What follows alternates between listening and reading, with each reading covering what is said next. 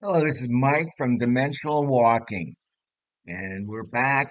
We've been gone for a few weeks, did some family things, etc. So we haven't produced anything new again for a couple weeks. So here we're back again. We'll get going. So this particular video I'm going to do is alien theories. Are they among us? Okay. And I've done several videos on this subject matter before, but what's going to be different about this one is that I'm going to go over some of the scholars. There's some a group of scholars from Harvard University that have jumped in and want to talk about these different theories of what these aliens are, what they're, why maybe they're around us or been around us for a very long time. So I'm going to go into a little bit of that. First, let me tell you again my basic, I guess we'll call this a dual theory. And this is a theory, something over the years of my study and research, I've kind of felt or have some evidence to the fact. I believe that, aliens have been among us for probably thousands of years. They've been hanging around, they've been playing around us, they've been educating us. That's one part. The dual part comes in that I also believe that they could be around us, not interacting with us at all. They just may be here observing us. Okay. So let's go back to the scholars from Harvard University and other universities, but mainly Harvard. And I just want to say these are very credible scholars. Okay. These are not any kind of fly by night, um, you know, people on the internet. Okay. And some of them have some very interesting comments about aliens that are among us. And that's what I want to go over today. One of the theories is there is an advanced stealth civilization on Earth. Okay, because a lot of the some of these scholars are just wondering, and they're kind of skeptical, why aliens would be frequently visiting our planet. Okay, because as you know, to come long distances is not an easy process. At least in our estimation, it's not. And I've talked about that before, distances, wormholes, all that good stuff. But it seems like if they're coming in UFOs and they're hanging out with us, uh, maybe, just maybe, they're here. Maybe they just use them to travel terrestrially on Earth. So that's what we're going to talk about a little bit. So, two Harvard scientists propose that these beings may have been, again, among us for a long time. In a recent research paper, they estimate there is a 1 in 10 chance that the real explanation for UFOs could be something they're calling crypto uh, terrestrial, okay? Indicating advanced species hiding on Earth, okay? While this notion may sound unlikely uh, on first hearing it, many observers are persuaded that it is at least conceivable, it's at least possible. The team wrote in their study, pointing out that vast areas of our planet remain unexplored and uncharted, which is absolutely correct. About 80% of our oceans are unmapped and revealing, and every day there's new mysteries that are being unveiled. Okay, one of them is this place called and I'm going to goof this up, I'm sure. Yo Nagun, which is what it's a place in Japan, and off of that particular location is something called the Japanese Atlantis, and we'll talk about it a little bit more. It's a series of caves and pyramids, etc. Anyways, they argue there's ample space on Earth to have stealth civilizations existing.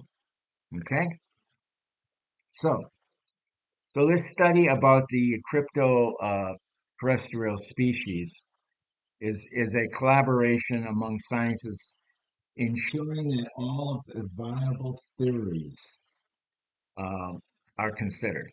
Okay, because as we know recently, the uh, government entities, in this particular case, I'm talking about Congress and the Pentagon, have been referring to of course, the UFOs and the UAPs and they basically have uh, been bringing out things about UFOs and making us feel yes they're going to come out and they're going to open up the Pandora's box and tell us all about it. Well, as you probably know by now, it didn't quite work out that way.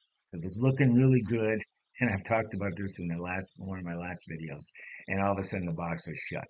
Okay, but anyways, going back to the university studies, this new study highlights several regions near Earth or on Earth for potential locations for a crypto terrestrial species secret base.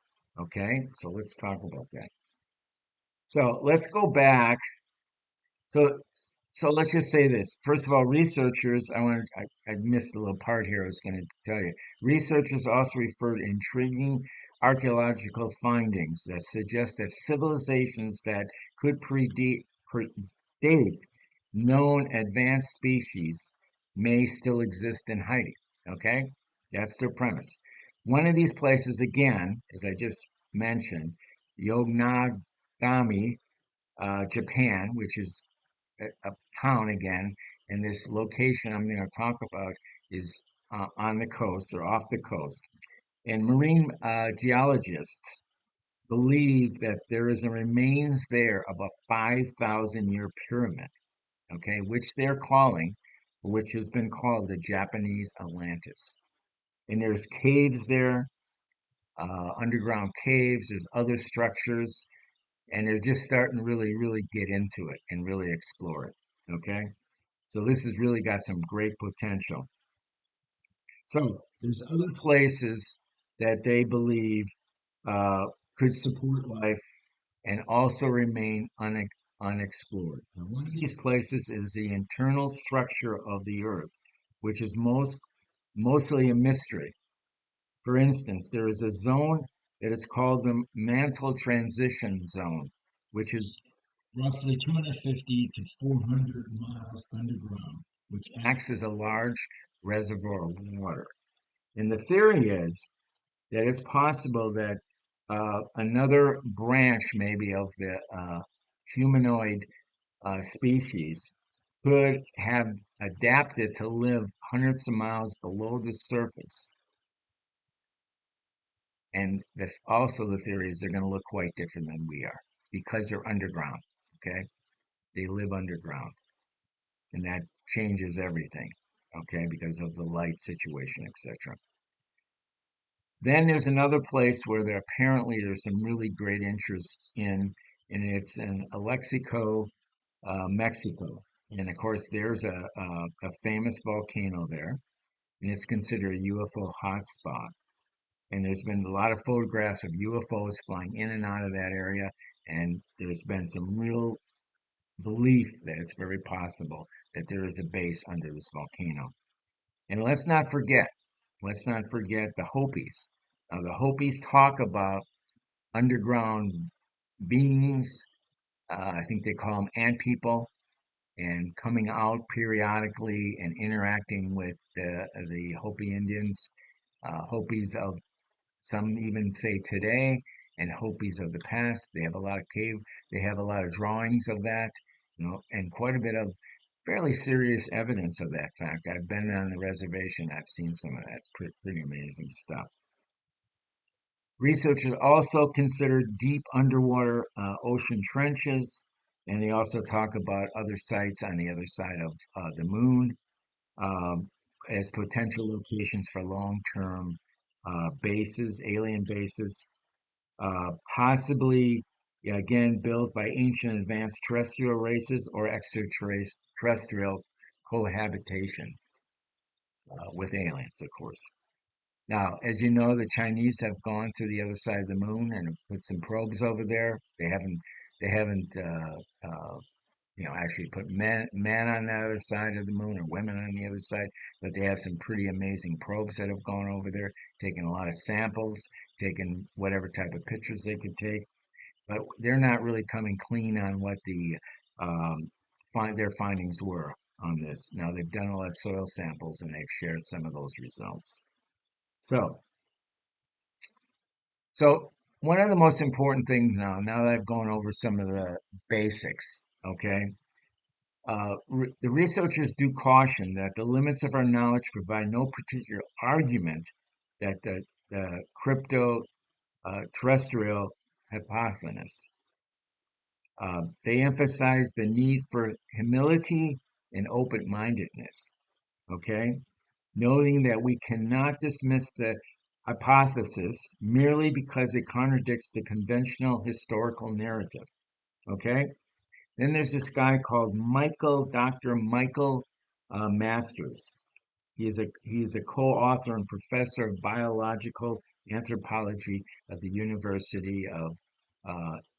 University of Montana Technological University. He previously suggested that beings piloting UFOs may be time travelers. Uh, the phenomenon may be our own distant descendants coming back through time to study us in their own evolutionary uh, past. Okay? And then there's one more here. Last but not least, the Greys. He argued that the gray aliens often described in UFO abduction stories represents what future humans may evolve to look like in a highly advanced civilization.